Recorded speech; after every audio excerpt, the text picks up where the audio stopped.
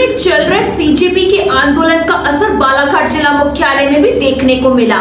दरअसल दिल्ली में छात्रों पर दिल्ली पुलिस द्वारा लाठी बरसाए जाने से नाराज बालाघाट के युवा ने मंगलवार की दोपहर कलेक्टर कार्यालय परिसर में पहुंचकर जमकर नारेबाजी करते बम फोड़ दिया, जिसके बाद कलेक्टर परिसर में भगदड़ की स्थिति भी देखने को मिली। इस दौरान युवक ने अपने आप को शहीद आजम भगत सिंह को अपना आदर्श बताया और बालाघाट के युवाओं से सरकार विरोधी नीतियों के खिलाफ सामने आने की भी अपील की। हालांकि घटित हुए इस वाक्य के बाद युवक एक माफीनामा भी सामने आया है, जिसमें युवक ने संविधान के दायरे में रहकर कार्य करने की बात कही है। आपको बता दें कि वीडियो में दिख रहा युवक सुजल मेश्राम मूलता वाराणसी का रहने वाला है, जो कि डीएलएड का छात्र। जानकारी के अनुसार सुजल की बहन रिचिका मेश्राम ने 3 मई को आयोजित हुई नीट प्रवेश परीक्षा में हिस्सा लिया था, जिसमें रिचिका मेश्राम को लगभग 400 अंक प्राप्त हुए थे। लेकिन नीट पेपर लीक के चलते सरकार के द्वारा 3 मई आयोजित नीट परीक्षा को रद्द कर 21 जून को पुनः परीक्षा आयोजित की, जिसमें भी सुजल की बहन रिचिका ने हिस्सा लिया, लेकिन 300 अंक ही ला सकी और मानसिक तनाव में आ गई। अपनी बहन को देखकर सुजल भी आक्रोशित रहने लगा।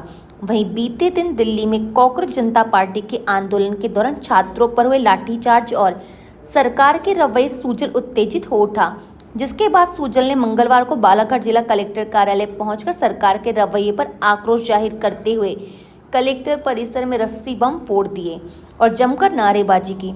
इस दौरान सुजल ने बालाघाट के युवाओं से भी सरकार के रवैये के खिलाफ सामने आने की बात कही। खास बात यहाँ रही, कलेक्टर परिसर में घटित हुए इस वाक्य को कई लोग देखते रहे, जिसका वीडियो सोशल मीडिया में वायरल हो रहा है। कलम छोड़ करके इस कदम पे निकलता है और ये सरकार टिकी हुई सरकार है। मैं ऐसी सरकार को खदेड़ता हूँ। मैं अपने भाई भगत सिंह के कदमों पे चलता हूँ।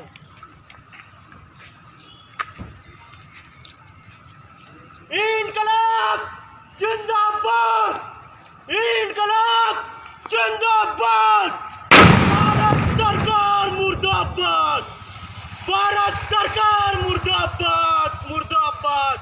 हम भी चाहते हैं कि हम शांति से इस कलम के सहारे अपनी आवाज को उठाएं, अपनी कलम के सहारे इस आवाज को बुलंद करें।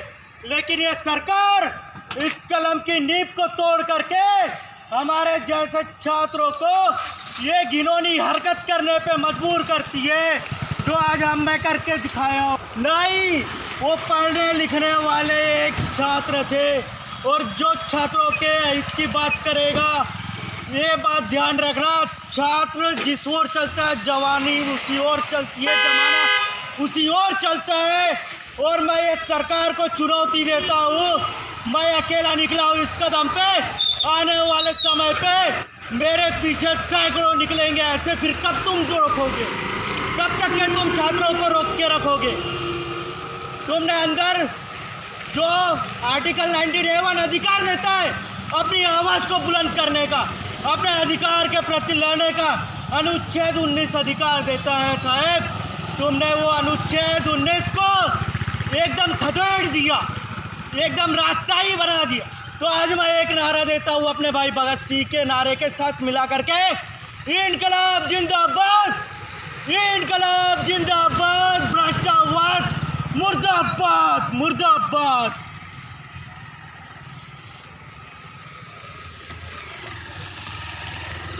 जब ये भारत सरकार, जब ये भारत में जितने भी हुक्मदार हुए, जब ये तानाशाही हुकूमत पे आ जाते हैं, तब हम जैसे विद्यार्थी, कॉलेज स्कूलों में पढ़ने वाले विद्यार्थी इस कदम पे निकल पड़ते हैं कि बम फोड़ना पड़ता है। और ये बैरी सरकार है, इसके कानों में आवाज़ नहीं जाती है, तो आवाज़ डालने का काम है, बम करेगा, ये बम करेगा। आज कलेक्टर ऑफिस में बम फोड़ा हूँ मैंने, कलेक्टर ऑफिस के अंदर बम फोड़ा हूँ। क्या मेरे अंदर हिम्मत नहीं होगी कि पिस्तौल उठा करके इसी बम के पैसे से 4-5 को ठोक दूँ? लेकिन मैं हिंसा के विपरीत हूँ, इसलिए आज मैं बम फोड़ा हूँ। जिस दिन छात्र हिंसा के इस पे चल जाएगा, न जाने कितने खुदीराम बोस, भगत सिंह, सुखदेव, राजगुरु, बटुकेश्वर दत्त जैसों को जन्म देगा। एक बार भारत का इतिहास पढ़िए साहब, भारत अपना इतिहास दोहराता है और वही इतिहास मैं दोहराने आया हूँ।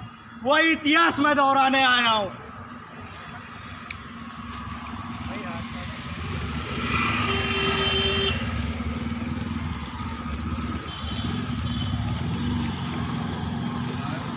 जब जब ये सरकार जुल्म करेगी तब तब हर छात्र अपने धमाके की आवाजों से बुलंद करेगा।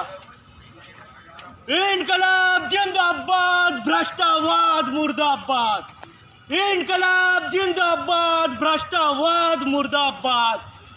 कहाँ गए? कोई अधिकारी क्यों नहीं दिख रहा मेरे साथ बात करने के लिए? अभी भी 5-5 बम फोड़ने के बाद भी उनके कानों तक की आवाज नहीं गई है। यह है हमारा भारत का कानून चलाने वाला अगर सही नहीं है तो सुनने वाला कहाँ से सही होगा साहब? कानून चाहे जितना गंदा हो चलेगा, लेकिन अगर उसके ऊपर बैठा हुआ चलाने वाला अगर ईमानदार है तो वो देश प्रगति तरफ जाएगा। आप क्या कर रहे हैं आप सरकारी लोग? काहे कानों के अंदर रूह नहीं घूम रही है क्या? यहाँ पूरे बच्चे लाठी खा रहे हैं दिल्ली में जंतर मंतर पे। बालाघाट के लोग मारे मुर्दे पड़े हो क्या? कलम रख लेने से विद्वान नहीं हो जाता है, क्रांति की राह अपनानी पड़ती है। हालांकि मंगलवार को घटित हुए इस वाक्य के बाद सरकार के रवैये से आक्रोशित युवक सुजल मेश्राम ने बुधवार को पुलिस अधीक्षक कार्यालय पहुंचकर किए गए प्रदर्शन पर माफी भी मांगी। इस दौरान सुजल ने अपने माफीनामे में यह जिक्र किया कि इसे अपने द्वारा किए गए इस कृत्य का काफी खेद है। सुजल ने युवाओं से अपील करते हुए कहा कि संविधान के दायरे में ही रहकर कार्य करें। मैं सुजल मेश्राम डीएलएड का छात्र हूँ। मैं कलेक्टर कार्यालय से काम से आया था और उसी वक्त मेरे जेब में पटाखा रखा हुआ था जो गिर गया और फूट गया, जिससे मुझे बहुत खेद है। और आप सभी से भी आग्रह करूँगा कि आप सभी संविधान के अंदर रह कर के कार्य करें। संविधान के विपरीत जाकर के कभी कोई कदम न उठाए। जय हिंद,